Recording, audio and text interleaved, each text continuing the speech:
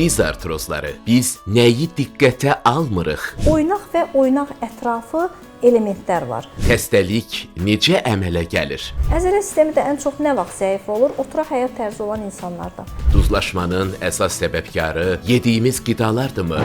Qığırdağın qidalanması yoxdur deyə özünün. O yeyilmə mərhələsində o qədər də xəstəyə ağrı vermir. İlk müayinələr nədən ibarət olur? Ayağın uzunluqları ölçsək eynidir. Sadəcə olaraq çanaqdan olan asimetriya ayağa verir qısalıq. Bioloji təbabət inteqrativ müalicə mərkəzindən dəvət olunan həkim fizioterapevt Nuriyə Əlibəyli diz artrozları barədə ətraflı danışacaq. Sağlam səhhətdə.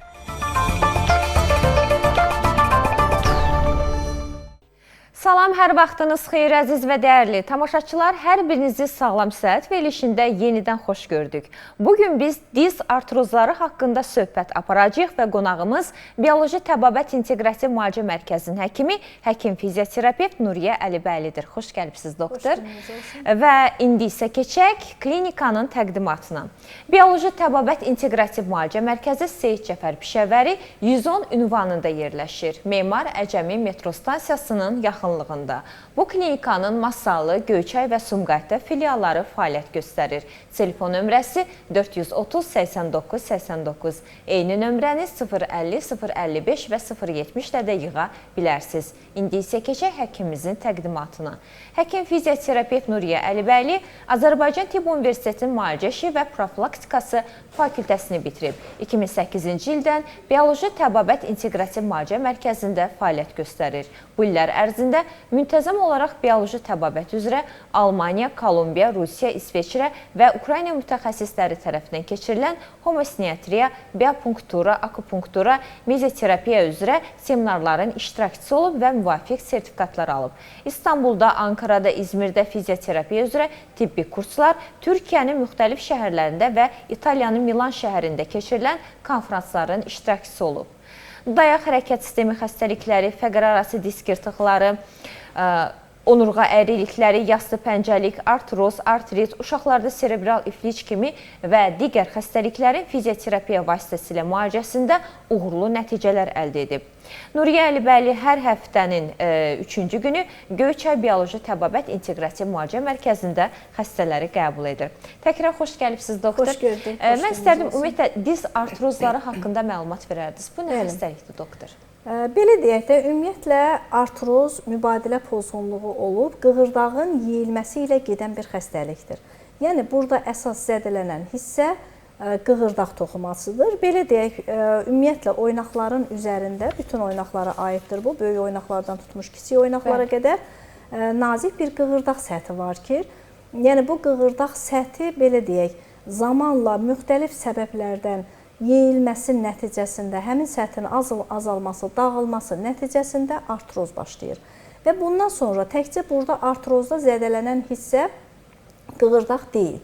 Çünki bilirik ki, diz oynağı özü də yəni bir mürəkkəb quruluşa malik olan bir oynaqdır. Əgər bugün biz dizdən danışırıqsa, burada əsasən 3 sümükdən, bud, qamış və patella dediyimiz 3 sümükdən ibarətdir. Və yalnız amma bu dediyim kimi, burada oynağı əhatə edən bir çox bağlar, vətərlər, əzələ, yəni belə deyək də, oynaq və oynaq ətrafı elementlər var. Burada ilk qığırdağın zədələnməsindən başqa zaman keçdikcə oynaq ətrafı elementlər də zədələnməyə başlayır. Yəni bağdır, meniskdir, digər sümüklər də cəlb olunur, subxondral deyirik, yəni qığırdağın altındakı sümüyün zədələnməsi və s. kimi belə kompleks işə cəlb olunan bir xəstəlikdir.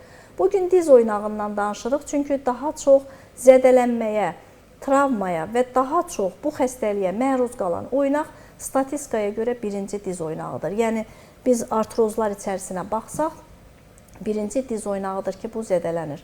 Və diz oynağı özü böyük hərəkət trayektoriyasına malik olan bir oynaqdır. Buna görə də zamanla travmalardır, büdrəmələrdir, burxulamalardır. Bununla travmalara məruz qalaraq... İlk yıxılanda da dizimizdə... Bəli, birinci növbədə belə deyək də, yerə təmas elədiyimiz. İkinci növbədə bədən çəkimizin 60%-ni saxlayan bir oynaqdır. Hansı ki, bədən yükü demək olar ki, burada bud çanaqlar, diz, topuq və s. kimi oynaqların üzərinə düşür. Çünki aşağı ətrafların artrozu, buna görə də yuxarı ətrafların artrozundan daha çox rastlanır və müalicəsi ondan daha uzun müddət belə deyək çəkir. Çünki əgər bir çiyin oynağı götürsək, burada artroz həm buna nisbətən az rast gəlinir, həm müalicəsi daha tez olur. Çünki bunun götürdüyü yük ancaq qolumuzdur. Burada isə yüklənmə və xüsusilə də əgər xəstənin çəkisi ağırdısa, bu zaman işimiz biraz da çətinə düşür. Və elə əmələ gəlmə səbəblərindən biri də artıq çəkidir. Çünki burada belə deyək. Soruşmaq istirdim. Bəli, əmələ gəlmə səbəblərindən biri artıq çəkidir və xüsusilə də burada əzələ bağ və tər sistemi zəif olarsa. Əzələ sistemi də ən çox nə vaxt zəif olur? Oturaq həyat tərzi olan insanlarda. Yəni hərəkət dinamikası azdır. Ümumiyyətlə əsrimiz, eramız belə zəmanəyə gətirib ki, hərəkət olduqca azdır. İnsanlar yalnız yürüşünə, müəyyən trinajor zala getməklə, müəyyən yerlərlə ancaq o hərəkatı bərpa edirlər. Amma bu da hər kəsdə alınırmı? Xeyr. Çünki işdən sonra hər kəs bu yürüşü, trinajor zalı bunları eləyə bilmir. Ona görə də hərəkət azaldığına görə istər uşaqlarımızda, istər böyüklərimizdə dayaq hərəkət sisteminin xəstəliyi olduqca artıbdır. Doktor, bu sualı mütləq sizə verəcəm. Bəzən bizə izləyicilərimiz yazırlar ki, mənim artıq çəkim var, həkimləri əzələn zəifdir. Necə mən zəif ola bilərəm ki, mən bu qədər çəkim var? Yox, ona bir aydınlıq gətirərsiniz. Artıq çəkiyə bəzən deyirlər mən... Bədən çəkimizin çox olması əzələ kütləsinin güclü olmasına heç bir dəlalət eləmir, heç bir əlaqəsi yoxdur. Ola bilərmi adamın çəkisi çox olsun, əzələsi zəif olsun? Bəli, ola bilir. Ola bilir, çəki çoxdur, əzələ yaxşıdır, əzələ sistemi yaxşıdır. Ola da bilir ki, çəki çoxdur, əzələ sistemi olduqca zəifdir. Çəki çoxdur, zaten oynaq yüklənir. Əzələ sistemi zəifdirsə, oynağı yükün iki dəfəyə vurun. Yəni buna görə də burada mütləq, başdan da dedik, ümumiyyətlə mübadilə pozğunluğudur. Az hallarda rast gəlirik ki, artroz var, çəki azdır, düzdür, belə də xəstələrimiz var. Amma çox az faiz hallardadır. Əslində, yəni belə deyək də, əksərən mübadilə pozğunluğu olduğuna görə çəki ilə yanaşı, eyni zamanda digər xəstəlikləri var. Şəkəri var, təzyiqi var, ürək problemləri var, mədə-bağırsaq problemi var. Bəs duz yeməklə bir əlaqəsi varmı, doktor? Duzla, həmin duz dediyimiz. Yox, duz yediyimiz qida ilə heç bir əlaqəsi yoxdur o duzla. Duzlaşma burada nəyə nəzərən meydana çıxıbdır? Əksər vaxt irəliləyən hallarda artıq ikinci dərəcədən biz bunu görürük. Yəni rentgen etdikdə oynağın kənarında xırda sümük, osteofitlər deyirik biz buna. Xırda sümük kalsinatları var. Mən belə başa düşürəm ki, duzlaşma dediyimiz buradan yaranıb ki, oynağınızda duzlaşma var.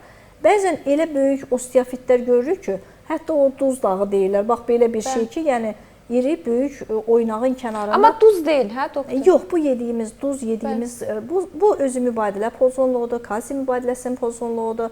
Yəni lazım olan yerə belə deyək də kalsium toplaşmır mübadilə pozğunluğu nəticəsində və artrozun inkişafının nəticəsində bu osteofitlər formalaşır.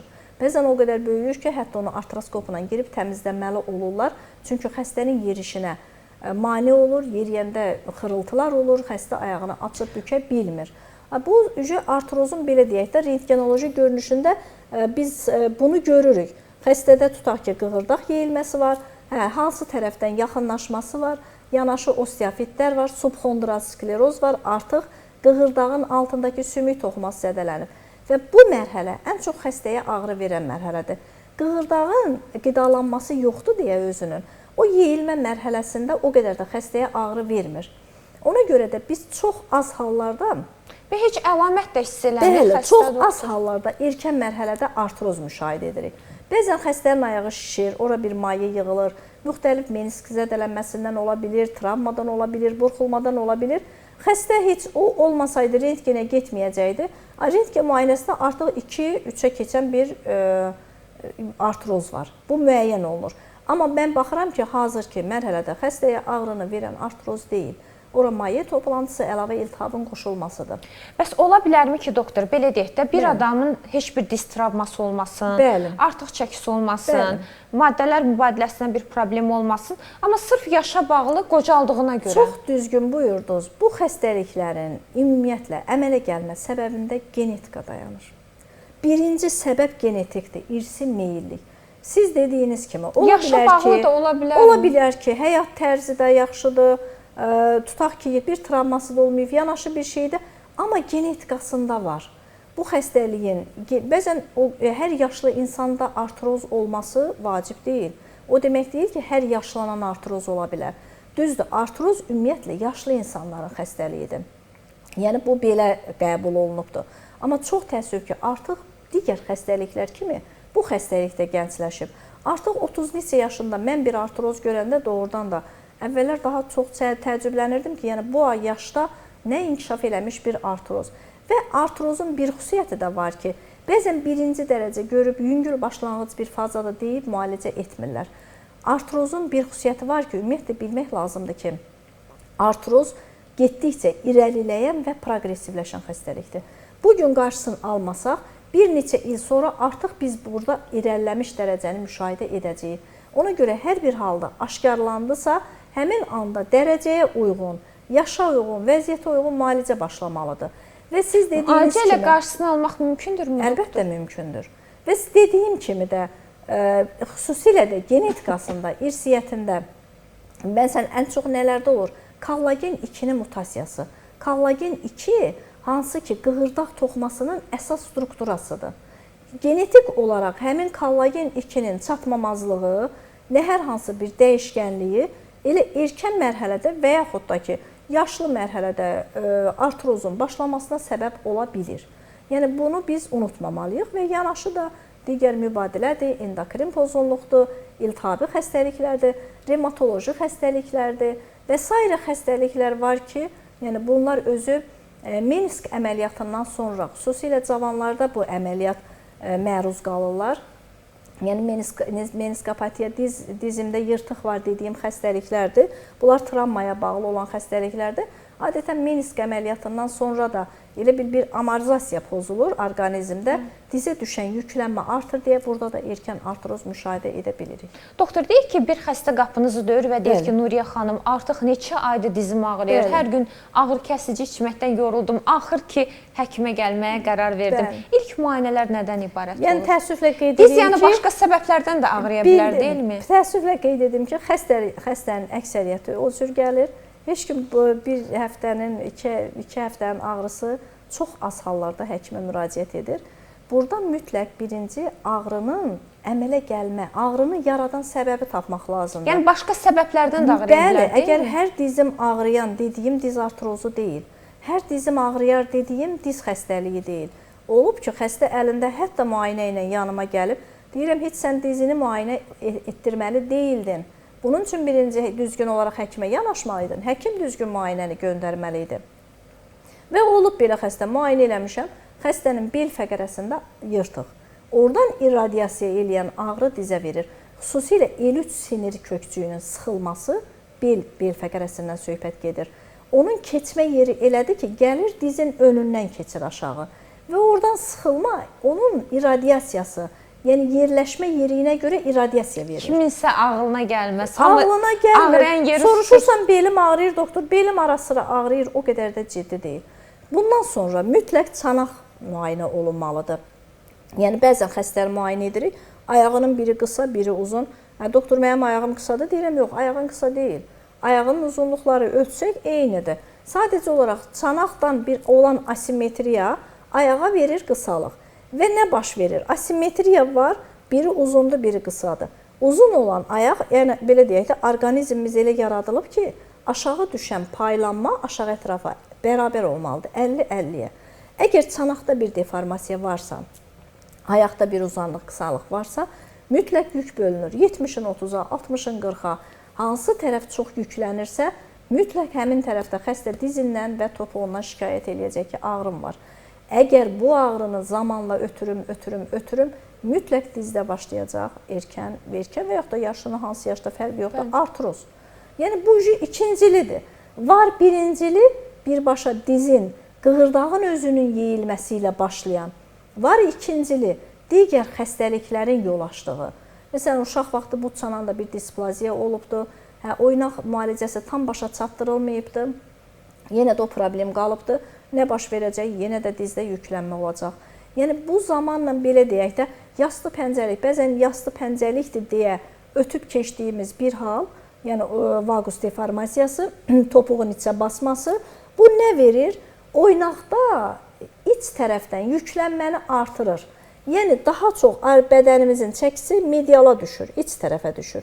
Bu da nə baş verir? Mediala düşdüyünə görə birinci olaraq başlayır medialdan oynaqlar bir-birinə yaxınlaşmağa. Yəni hətta o ayağı belə korreksiya eləyəndə artıq dizin yükünü götürmüş olursan. Yəni birinci müalicədən öncə onlara baxmaq lazımdır və hətta bəlkə artıq artroz başlayıbdır, amma səbəb digər yerlərdəndir. Ona görə də burada müalicə iki tərəfli götürülməlidir. Həm artıq verdiyi fəsad və yaratdığı səbəb. Doktor, bəs hansı müalicə üsullarını siz təklif mən edirsiniz? bizim müalicə elədim, amma onun bu çanaq asimetriyası yerindədir. Ağrısı azalacaq, amma qısa müddət sonra xəstə yenə yanıma dönəcək. Ona görə deyirlər ki, təkrar yenə ağrılar yaranır. Bəli. Doktor, bəs doğru yanaşma nədən ibarətdir? Birinci dediyim kimi, xəstənin diaqnozunu dəqiqləşdirdik. Nə edəcəyik? Bunun üçün əgər sırf artrozdan söhbət gedirsə, bir rentgen müayinəsi yetərlidir. Bizə çünki sümükdən, qığırdaqdan tam məlumat verəcək. Amma burada oynaqda bir şişkinlik xüsusilə də meniskdən şübhələnirəmsə, bunları biz ilkin olaraq test əlimiz ilə bilirik. Yumşaq toxuma, bağ, vətər, menisk yanaşı olaraq qoşulubsa, bu zaman bir maqnit rezonans müayinəsi mütləqdir. Lazım gəlirsə kompüter tomogramması. Yəni diaqnostikamızı elədik, müalicəmizi, belə deyək, diaqnozumuzu, xəstəliyimizi bəlli elədik və yanaşı olaraq, xüsusilə də xronik xəstədirsə, dediyim kimi çəki, şəkər, digər yanaşı xəstəliklər varsa, bu zaman qaranlıq sahə mikroskopundan, yəni biz orqanizmdə bu canlı mikroskop altında olan bir müayinədir və orqanizmdə bütün orqanizmin vəziyyətindən ilkin olaraq bizə informasiya verir, məlumat verir və bu müayinə metodu ilə də orqanizmə hardan təsir eləyəcək, bloklanma hardadır, necə təsir eləyəcək, yəni bu bizə məlumat verəcək və ikinci olaraq belə deyək, bu müalicələrin bərpası üçün burada əlbəttə nə baş veribdir? Struktur pozulubdur, degenerasiya deyirik. Yəni artroz degenerativ prosesdir. Yəni artıq struktural olaraq oynaq deformasiya olunubdur, qığırdaq toxuması dağılıbdır. Yəni dağılan bir vəziyyəti neynəmək lazımdır? Birinci prosesi durdurmaq, ikinci mümkün olduğu qədər regenerasiya eləmək. Yəni bizim əsas işimiz burada bərpa etməkdir, ağrını kəsmək deyil. Zaten biz müalicəmizi etdikcə, orada yaxşılaşma olduqca ağrı yavaş-yavaş kəsiləcək. Bəzən xəstədə elə ağrı olur ki, müalicəyə gəlib gedə bilmir, qısa müddətdə ağrı kəsicidən istifadə etmək olar. Amma burada əsas işimiz regenerasiyadır. Yəni burada regenerativ müalicədən biz integrativ bu integrativ tibbi fərqidir, deyilmi? Əvəz olunmaz müalicədir, belə deyərəm. Yəni integrativ tibbi müalicə üsulları bilirik ki, böyük bir həlqəni əhatə eləyir. Başda akademik təbabət olmaqla bütün mikrobioloji terapiyadır, izopatik terapiyadır, homosiniatriyadır, neural terapiyadır. Burada da biz görürük həmin tablonu. Neural terapiyadır, biopunkturadır. Bu yəni xəstəyə uyğun olaraq, xəstəliyə uyğun olaraq hansı mərhələdədir, ona uyğun olaraq həmin xəstə proqramı seçilir. Doktor, hazırda sizin də qeyd etdiyiniz kimi baxırıq cədvələ, burada bir sıra müalicə üsulları var. Bəli. Deyək ki, diz artrozu problemini yaşayan xəstəyə bu üsullardan hansını tətbiq edirsiniz burada daha belə deyək də, xəstənin mütləq yanaşı xəstəliklərə ayırd edilir. Xəstə illərdə mədə bağırsaq əziyyəti çəkirsə, orada bir diskomfort varsa, mən mütləq ora təsir eləməliyəm. Çünki bağırsaq normal işləməsə, etdiyimiz müalicənin effektliyi demək olar ki, çox azalır. Ona görə də elə mikrobioloji terapiyadır, izopatik terapiyadır. Bunlardan başlayırıq. Yəni, yenə deyirəm, xəstənin vəziyyətinə uyğun olaraq dəyərləndirmək lazımdır. Və oynaq üçün ən unikal müalicə üsulu oynağın özünə olunan müalicələrdir.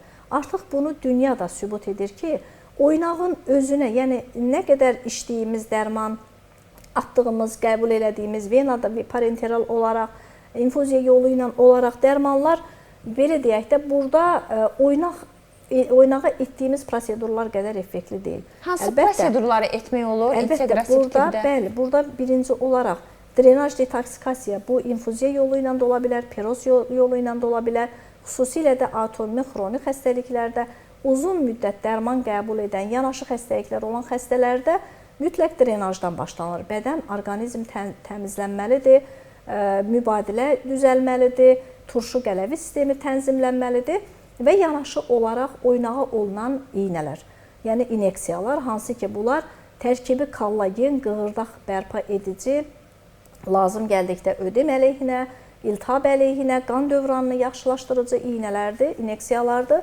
Yəni seçici olaraq həmin biotənzimləyici preparatlar bioloji nöqtələrə və oynaq içinə vurulur. Eyni zamanda PRP dediyimiz, yəni xəstənin öz plazması olan trombositlə zəngin, yəni trombositar kütlə xəstənin oynağına vurulur. Lazım gəlirsə lokal azon, eyni zamanda da bunlarla yanaşı fizioterapiya və reabilitasiya. Yəni bu kompleks müalicə xəstəyə uyğun seçilir. Bəlkə bu saydığımın hamısı bir xəstəyə tətbiq olunmasına ehtiyac yoxdur. Yəni burada xüsusilə də yeni başlamış bir artrozsa, ora bir balaca təkan versək, qan dövranını yaxşılaşdırsaq, qidalanmanı yaxşılaşdırsaq, artıq biz o yaxşılaşmanı görürük. Və çox sevindirici haldır ki, əvvəllər illərlə belə deyək də aldığımız nəticəni artıq 6 ay sonra belə deyək qığırdağın bərpası doğrudan da çox çətindir və uzun zaman istəyir. Amma artıq demək olar ki 6 ay, 8 ay və 1 il sonra nəticələrimiz sevindiricidir ki, biz orada inteqrativ tibbi müalicə üsulları sayəsində uğurlu nəticələr əldə edə bilirik. Və eyni zamanda burada yenə bayaq danışdıq əzələnin, oynağın vəziyyəti, vətərlərin vəziyyəti və reabilitasiya olduqca önəmlidir. Yəni reabilitasiya itirilmiş funksiyanın bərpası deməkdir. Xəstə nə baş verir? Elə bir robot kimi yeriyir, heç ayağını bükmədən, açmadan, çünki qatlanmır, kontraktura yaranıbdır. Burada əzələ gücünü bərpa eləmək üçün, tonusu azaltmaq üçün, kontrakturanı aradan götürmək üçün və belə deyək, oynağın hərəkətliliyini bərpa etmək üçün mütləq reabilitasiya olduqca önəmlidir, düzgün aparılan reabilitasiya. Və fizioterapiya, burada da bilirik ki, müxtəlif elektrik avadanlıqları vasitəsilə iltihab, ödem əleyhinə, qan dövranını yaxşılaşdırmaq üçün, qığırdaq toxumasının qidalanmasını yaxşılaşdırmaq üçün bir kompleks müalicə həyata keçirilir. Və ümumiyyətlə, belə deyim də, etdiyimiz müalicələr hamısı qığırdağın bərpasına yönəlik müalicələrdir. Burada birinci növbədə biz onu düşünürük ki, müalicə bitdikdən sonra, dərmanlar bitdikdən sonra xəstə doktor ağrılarım yenidən qayıtdı deməsin. Yəni bu müalicə son üstünlüyü ondan ibarətdir ki, müalicə bitəndən sonra da belə hətta 6 aylarla müalicənin effektliyi davam edir. Yəni xəstə getdikcə özünü yaxşı hiss eləyir ki, bir ay öncə daha pis yerirdim, indi daha yaxşıyam, ağrılarım azalıbdır, piləkə düşüb çıxmam yaxşılaşıbdır. Yəni bu bərpa edici müalicənin üstünlüyü budur. Ona görə də mütləq xəstənin vəziyyəti, yanaşı xəstəlikləri, xəstənin həyat tərzi, bunlar olduqca önəmlidir. Əgər bir çəkili xəstə varsa, mütləq başdan mən ona nə qədər çəkini azalt desəm də o bir dəfəyə xüsusilə yaşlı adamlarda mümkün olmur. Çətin olur. Çətin olur. Ona görə yüklənmədən azad olmaq üçün mütləq qısa müddətli diz korsetlərindən və s. istifadə etmək lazımdır ki, o çəki onun üzərinə düşdükcə oradakı vəziyyət biraz da pisləşir. Buna görə də yanaşı olaraq mütləq diyeta, yəni bundan ötürü nutrisioloqlar da cəlb oluna bilir, xüsusi düzgün qidalanma, nəyi, nə vaxt yeməlisən ki, bu bizə nəticə versin. Yəni belə başa düşürəm ki, bioloji təbabət inteqrativ müalicə mərkəzinə müraciət edən bir xəstə ilə bir həkim deyil, bir neçə həkim eyni vaxtda məşğul olur. Bəli, bu bir komanda işidir. Tamamilə düzgün buyurdunuz. Yəni fərqlilik odur ki, sizin həkiminiz, xəstəniz olmur, deyilmi? Burada xəstəyə uyğun endokrinoloq da işə cəlb oluna bilər, nevroloq da cəlb oluna bilər, terapevt də cəlb oluna bilər, kardioloq da cəlb oluna bilər. Yəni xəstə var ki, onun hər hansı bir, məsəl üçün, ürək problemi var. Bundan ötürü illərlə həkimə fizioterapiyaya getmir. Amma ən azından bir kardioloqun konsultasiyasını verib, həmin vaxt ürəyin vəziyyətini dəyərləndirib, mən rahatlıqla fizioterapiya verə bilirəm. Yəni artıq belə deyək, fizioterapiya doğrudan da ümumiyyətlə tibb o qədər inkişaf edib ki, hər bir xəstəliyə individual yanaşaraq fizioterapiya vermək mümkündür. Əgər fizioterapiya mümkün deyilsə, əlimizdə yenə də bu cür müalicə üsulları var ki, biz bunu həmin müalicə üsulları ilə də əlbəttə müalicə etmək mümkündür. Doktor, bəs yanaşı xəstəliyi olan pasiyentlər varsa, misal üçün şəkərdən əziyyət çəkirsə, qan təzyiqindən əziyyət çəkirsə, bu təyin etdiyiniz dərmanlar yaxud onurğaya tətbiq etdiyiniz, injeks etdiyiniz dərmanların o yanaşı xəstəliklərə bir ziyanı olmur ki? Yox, sizə deyim ki, əksinə, ən azı drenaj detoksikasiyadan danışdım. Bu, orqanizmin metabolitlərdən təmizlənməsidir. Biz bunu qaraciyərlə veririk, limfalarla veririk, böyrəklərlə veririk. Yəni orqanizm sanki bir toksinlərdən təmizlənir və turşu qələvi balansı. Adətən xəstəliklər turş mühitdə inkişaf edirlər. Yəni biz biraz orqanizmi qələviləşdirsək, artıq bəzən elə olur ki, müalicə başlamadan ağrıların 50% azala bilir. Və xəstəliyə uyğun olaraq həmin drenajı veririk. Şəkəri varsa burada mütləq mədə-altı vəzini. Yəni digər xəstəliklərə də faydası olur tam əksinə. Və xəstə deyir ki, doktor, bəzən çox vaxt deyir ki, doktor, mən istifadə etdiyim təzyiq dərmanının dozasını aşağı salmışam, şəkər dərmanının dozasını aşağı salmışam. Yəni orqanizm sanki orqanizmə belə deyək də bir təkan lazımdır ki, o qədər mükəmməl bir quruluşa malikik ki, özümüzü bərpa edə bilirik. Hər bir yaşda regenerasiya mümkündür. Düzdür, cavanlarla yaşlıların regenerasiyası əlbəttə eyni olmur, amma yaşlı insanlarda belə regenerasiyanı almaq olur. Amma nədir bloklar? Harda bizə imkan vermir ki, regenerasiya olunsun?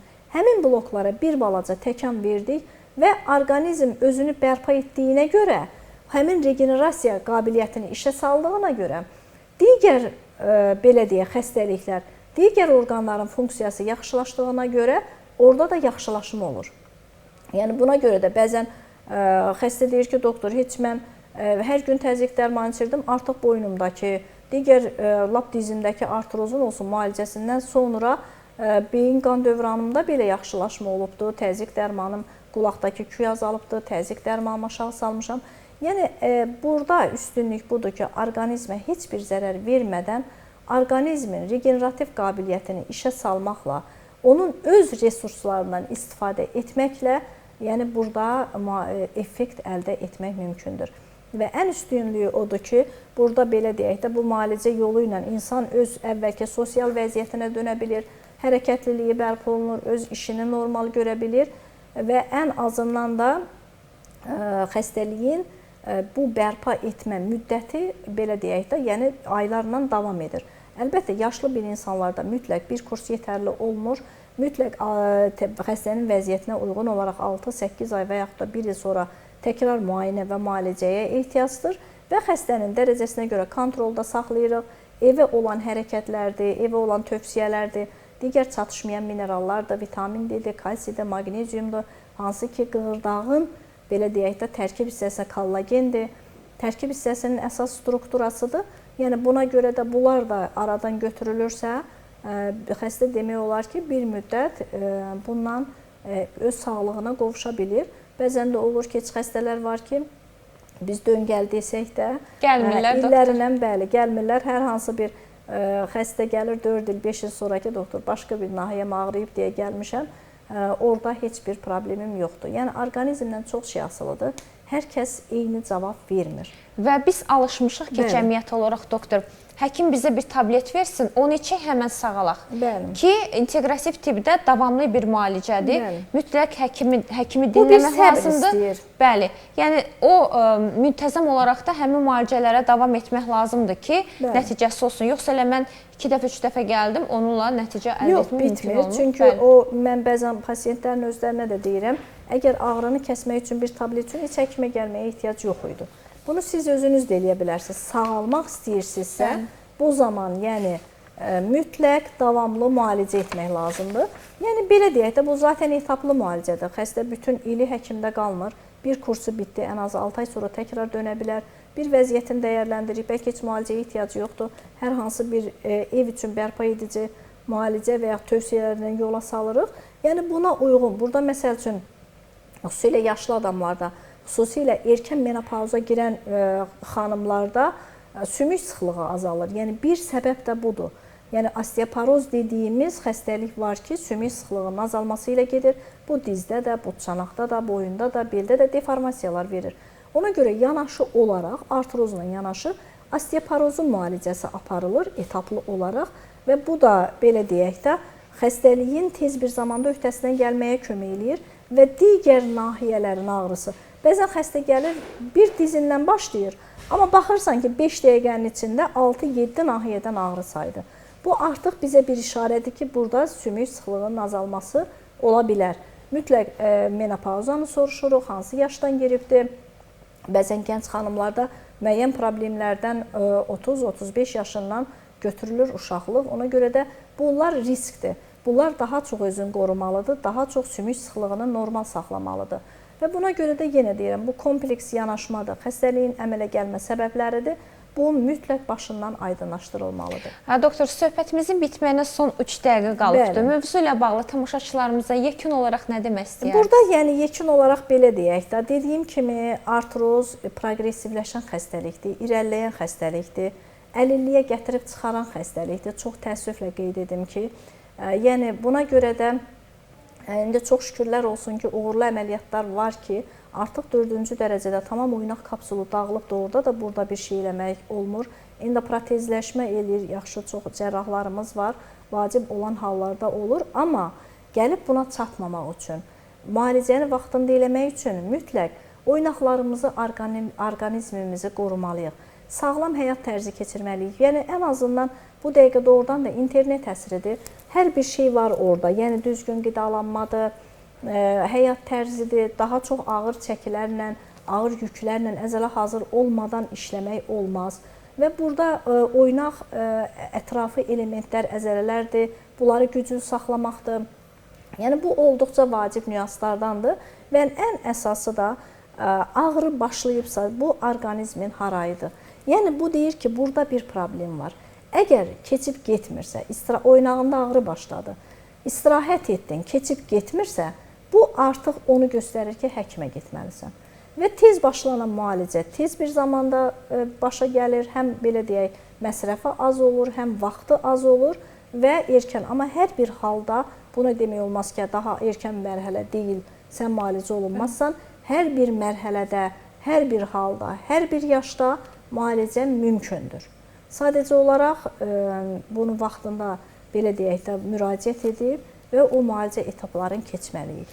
Tamaşaçılar, bugün bizim qonağımız Bioloji Təbabət İnteqrativ Müalicə Mərkəzinin həkimi Nuriyə Əlibəyli idi. Onda diqqətinizə çatdırım ki, həkim hər həftənin 3-cü günləri Göyçay Bioloji Təbabət Klinikasında xəstələri qəbul edir. Efirimiz isə davam edir.